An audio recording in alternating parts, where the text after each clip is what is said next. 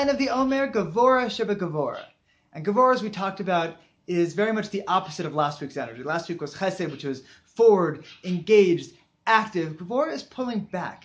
It's discipline, self-control, creating appropriate boundaries. And I think sometimes about the boundaries that we make around our house. We might set certain rules, and certain times that it works really, really well to have good, consistent expectations and rules. And sometimes it's just a disaster. Sometimes we create these rules and they might be too harsh, or whatever. My son might be too, particularly tired a certain day and just might have a really hard time with these very clear, strict rules. And sometimes keeping the rule itself for the rule's sake just creates chaos.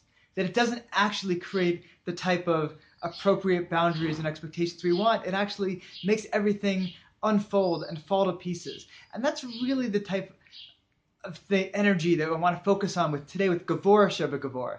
In Gevurah Gevurah, it's almost a double negative. It's a holding back from our holding back.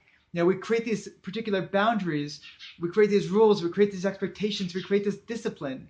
But sometimes we don't need to be so rigid about it. Sometimes we need to look at it and say, wow, this isn't working so well for me at the moment. This isn't working great for my family, for my son, for whatever it is.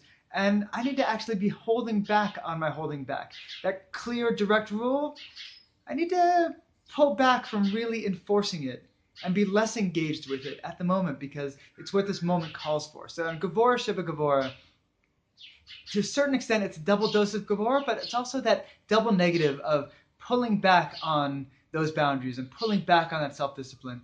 And really, it's a day to be thinking about all of those rules and all those expectations and all that discipline and saying, am I being too rigid with it? Do I need to be pulling some of that energy back and letting things flow more?